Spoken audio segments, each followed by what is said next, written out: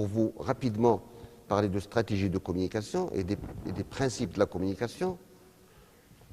La disponibilité, ça c'est important. Il faut que le malade sente que vous êtes disponible quand il a besoin de vous. Être en situation d'écoute, prendre en compte les préférences du patient dans l'élaboration du projet de soins, donner des explications claires, obtenir le consentement clair du malade. Donc je répète un peu ce que j'ai dit, mais dans le cadre d'une stratégie globale, et bien sûr respecter les silences. Un malade qui ne veut pas parler, eh bien, laissez-le, ne le bousculez pas, il va parler plus tard. Dans la stratégie de communication, il faut que le patient soit au centre de la relation. Et je vais reparler encore de la négociation, parce qu'il s'agit véritablement d'une négociation que vous entreprenez avec le malade. Répondre aux questions, informer le patient et l'entourage, négocier les décisions et exprimer la vérité la plus accessible possible, toujours en fonction du contexte, en fonction du niveau socio-économique, culturel et autres. Je vais passer sur ça. Voilà. Et je vous mets la conclusion. De toute façon, peu importe si je ne vous dis pas tout. Moi, je voudrais que vous intégriez ça dans le, comment dire, dans le cadre d'un esprit.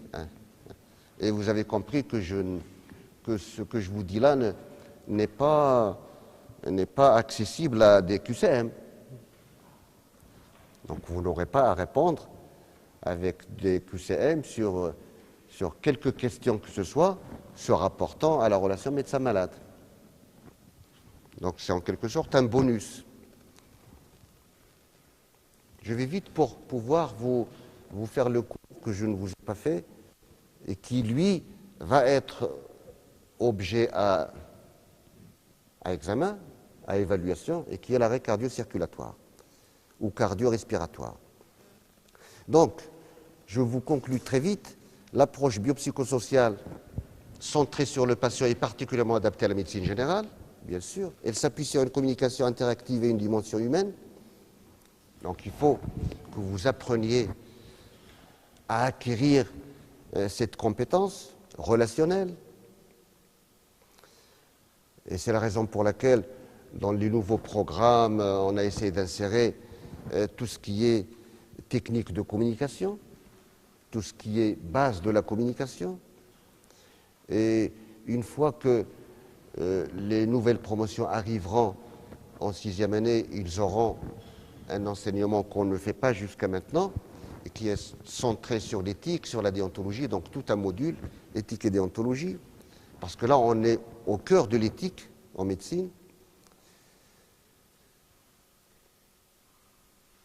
Et enfin, pour réellement conclure, écouter et expliquer beaucoup et souvent, c'est très important. Il faut avoir cette capacité d'écoute et d'explication. Je sais que dans des cabinets de médecine générale, les gens ont affaire très souvent à un grand nombre de malades. Et c'est vrai que quand on prend en charge 60, 50 malades par jour, ça n'est pas possible. Donc il faut que les médecins, justement, se mettent dans une perspective où ils peuvent donner de leur temps. Parce que moi, je considère qu'il est anormal qu'on puisse faire de la consultation de masse. Bien sûr, on le fait dans un autre contexte, s'agissant de dépistage de quelque chose ou s'agissant de médecine, on va dire, de première ligne.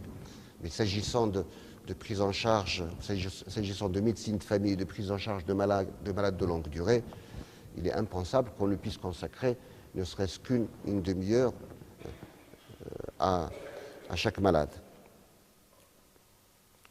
Et dans tout cela, pour pouvoir réussir tout ça, il faut bien se connaître, pour connaître les limites optimales de son investissement dans une telle relation. Voilà. Il faut se connaître soi-même pour pouvoir justement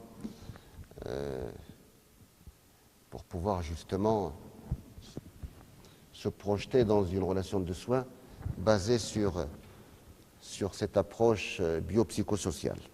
Voilà, donc j'en ai terminé. Je vais vous faire... On ne va pas faire de pause. Je vais passer directement à l'arrêt cardio-respiratoire. Vous avez bien fait de me rappeler que je ne l'avais pas fait ce cours.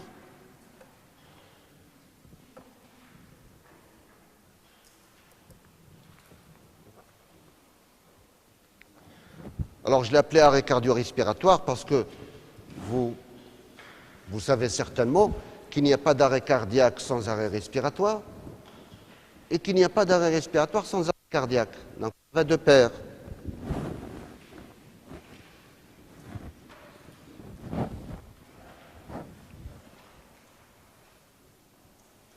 Donc c'est toujours un arrêt cardio-respiratoire. Quand une fonction, l'une de ces deux fonctions cesse, l'autre cesse obligatoirement. Alors ça se définit comme ça, suspension brutale d'activité cardiaque avec débit aortique nul ou insuffisant pour les organes vitaux, en particulier le cerveau. Débit cardiaque, débit aortique nul ou insuffisant, parce qu'on peut effectivement avoir un débit aortique, comme dans une bradycardie extrême, quelqu'un dont le cœur marche à 15, doit être considéré comme un arrêt cardiaque. Parce que même si son cœur bat de temps en temps, eh bien, il ne bat pas suffisamment pour pouvoir envoyer ce qu'il faut comme débit dans l'aorte et par conséquent dans le cerveau pour ne pas qu'il y ait anoxie cérébrale irréversible et définitive. Le pronostic est très sévère, forcément, et il dépend surtout de la rapidité et de la qualité de la réanimation initiale. Plus c'est rapide et mieux c'est, bien entendu, et mieux vous faites, et plus il y a de chances de guérison, ou en tout cas de réveil sans séquelles, sans grandes séquelles. Alors comment est-ce qu'on fait le diagnostic de l'arrêt cardio-respiratoire? C'est la perte brutale de la conscience, donc ça commence comme ça. Disparition des pouls, fémoraux et carotidiens. Arrêt ventilatoire, donc c'est pour cela que je dis il n'y a pas d'arrêt cardiaque sans arrêt respiratoire. Hypotonie généralisée. Voilà. Le pouls, il peut exister par exemple, mais que vous ne le percevez pas. Donc ça n'est pas un élément indispensable pour pouvoir dire qu'il y a arrêt cardiaque ou pas. D'ailleurs, il y a des gens qui font des études par rapport à ça. Ils demandent aux médecins, aux infirmiers, au personnel de santé, aux gens qui font du secourisme, de voir ou de prendre le pouls chez des malades supposés en arrêt cardiaque. Alors, je ne vous dis pas les résultats sur lesquels on débouche. Des résultats, des fois, extravagants. Des arrêts cardiaques réels avec des gens qui perçoivent un pouls et des non-arrêts cardiaques avec un pouls non perçu. C'est pour ça que je dis, quelqu'un qui a perdu connaissance brutalement, qui est en arrêt ventilatoire, mais ça, il faudrait que vous le prouviez, et qui est en hypotonie généralisée, ça veut dire que vous lui prenez le bras, il tombe, et bien considérez qu'il est en arrêt cardiaque. Même si vous avez l'impression de percevoir un pouls carotidien, parce que ça peut n'être qu'une impression. Donc en cas de doute, débutez une réanimation cardio-pulmonaire sur la seule présence d'apnée et de perte de connaissance. Voilà. Donc ce sont les deux éléments sur lesquels on est en droit, on est dans l'obligation de démarrer une réanimation cardio-pulmonaire de base. Alors les étiologies des arrêts cardiaques,